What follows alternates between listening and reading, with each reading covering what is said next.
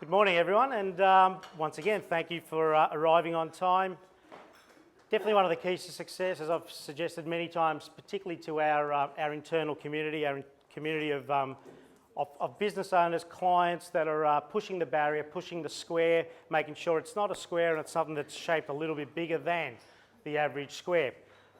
Time and turning up on time is one of the most critical factors to success. So well done to every one of you for being here on time, but also, just getting involved and getting included in a chance to meet someone new perhaps, or meet someone that you haven't seen for a little while. But the point of the matter is, when you're in a room that, in real terms, you're a guest. You're a guest in the room. You should feel comfortable enough to meet a few more people. You just don't know who is in the room and ultimately where your next $1 million opportunity is coming from. However, I wish to welcome everyone. Good morning.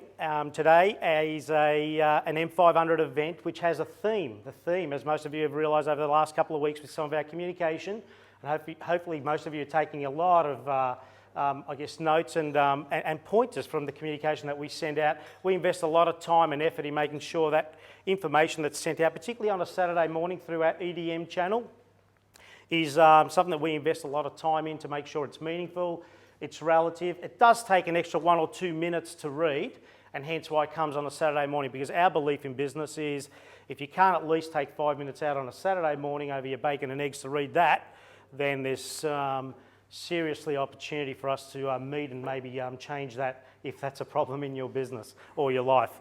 But I want to welcome all our clients. This event predominantly is put on for our clients, our internal community, our circle of influence, and ultimately I wish to welcome our future clients, the people we haven't yet officially gone into a dance as far as doing business together. We look forward to, always on your time, never on ours, to do business at some point in the future. I also wish to extend a strong and a meaningful welcome to our circle of influence, our strategic partners that constantly help us grow our business as we help grow theirs by supporting each other with the common clients that we have on hand. So I want to officially thank Phil from Ethic. I want to thank John Sear and Herbert Fishbarker from MST Legal, and I also wish to extend a warm welcome to George Damataris, Senior Partner at HD & Co Accountants. So to everyone else, welcome. The event is called Leadership versus Crisis Management. And crisis for many of us, because I think it's the way we were brought up, constantly think about crisis in the negative.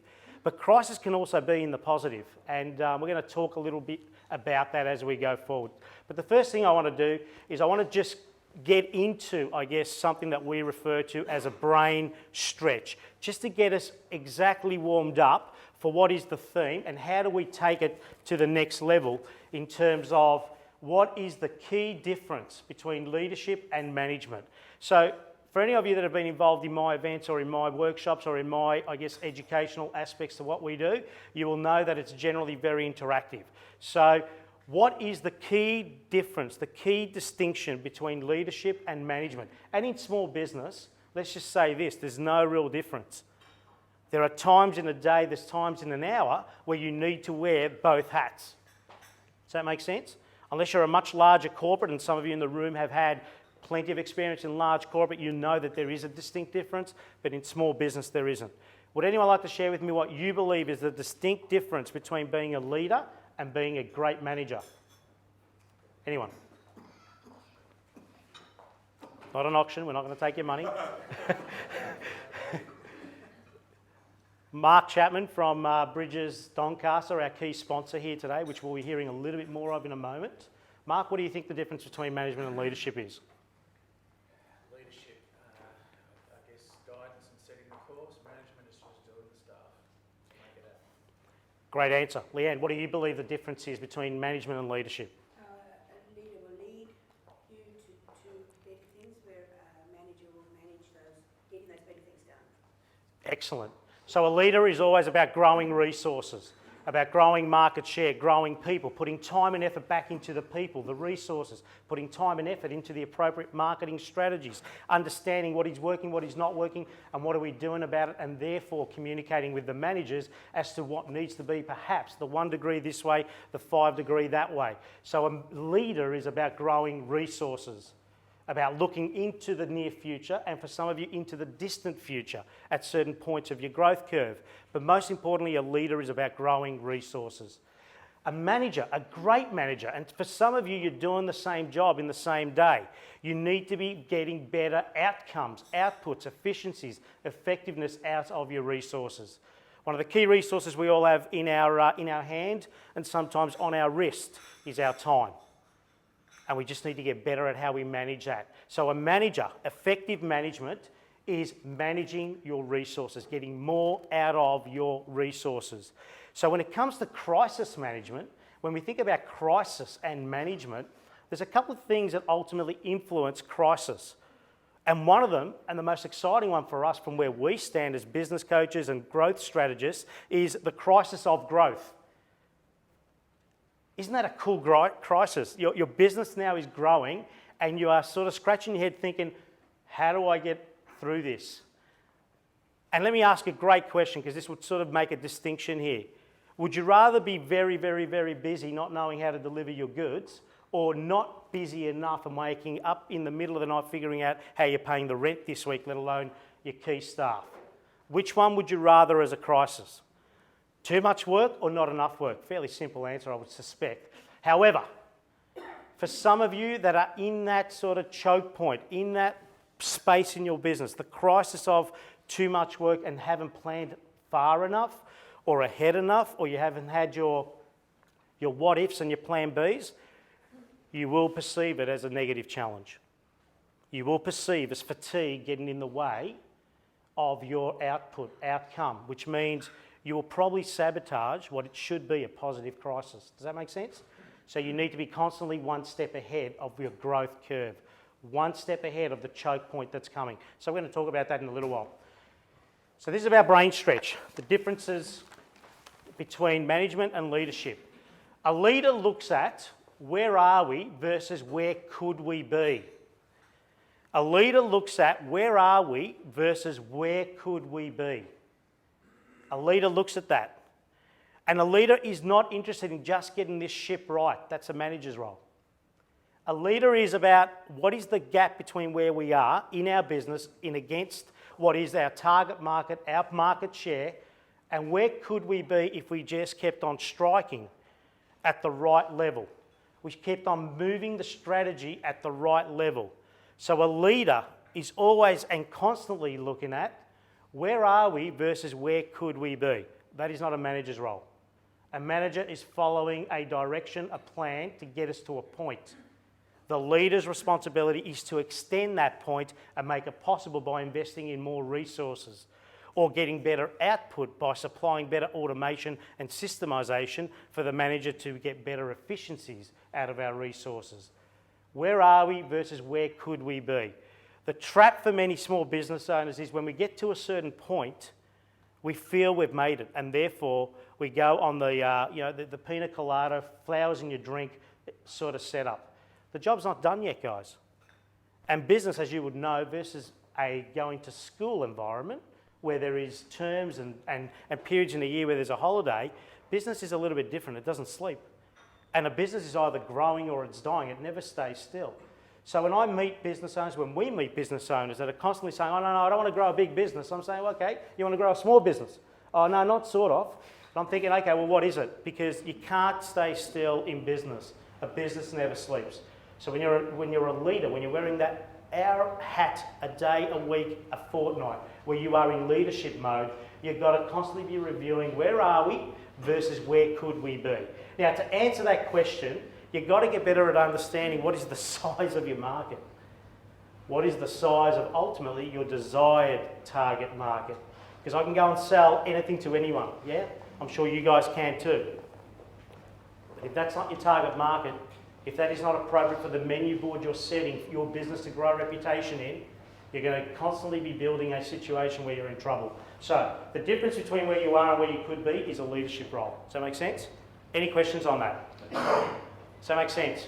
Yeah. Mm-hmm. So for anyone in this room, do you know where you could be versus where you are, and is there a gap in the positive? Yep. Is there a gap that you can go to work and be excited with purpose and conviction to fill? Can you go and grow this baby versus staying still because you want to control the growth of your business? That's just crazy stuff, guys.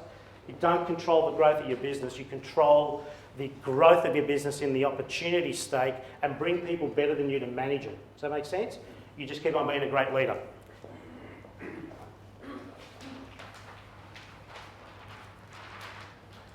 Actually, our guest speaker who has just arrived, Frank Panisi, the football director of Melbourne Storm, will share a bit of, it's one thing to be at a level, it's another thing to constantly be looking 2, 3, 4 years out in an elite organisation that is striving to be benchmarked, that is striving to be, hey, this is where we are and this is where we could be in the next season, the next 3 seasons ahead. Our Champions in Business interviewees this morning, Ben and Emma Stallworthy from Pinnacle Health Clubs, they are very clear what is going on in their industry over the next 10 years. And they are making decisions to hold ground in what is a very threatening industry, the health and fitness industry, particularly for the large gyms. So we're going to hear more about that as far as their experience around where are they versus where they could be. So there are 2 mindsets in the world when it comes to leadership and or management. More importantly, leadership, business ownership. Growth versus opportunity. There are 2 different mindsets here, guys. The one is the cost of growth mindset. Geez, I'd love to do that, but I can't afford that. Geez, I need to do that, but I'll wait another 3 years before I do that. Then there's the mindset that says, hang on, I understand my opportunity and the gap between where I am and where I need to be. I understand the gap between where we are and where we could be. And I understand in order for me to get my dibs on that opportunity, my percentage on that opportunity, I'm going to have to invest to realise the opportunity. See, this is the investment mindset. This is it's a cost, it's an expense mindset. Now, I'm not advocating for one moment, just go and spend your money and be crazy. I'm talking about strategic thinking.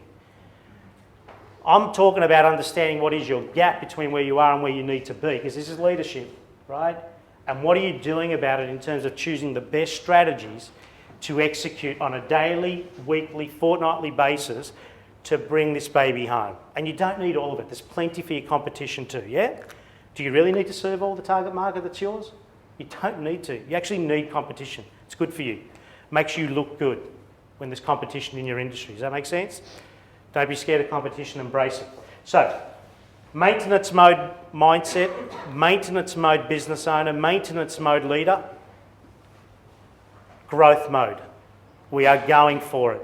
We are strategic and we have a plan and we're executing, and we will know at every single milestone, we will know whether we are on or we are off the plan. Now, could you change a plan midstream if you're a leader and it's not going to plan? Could you change a plan? Yes. Should you change it entirely? No. It was a bad plan if you change it entirely.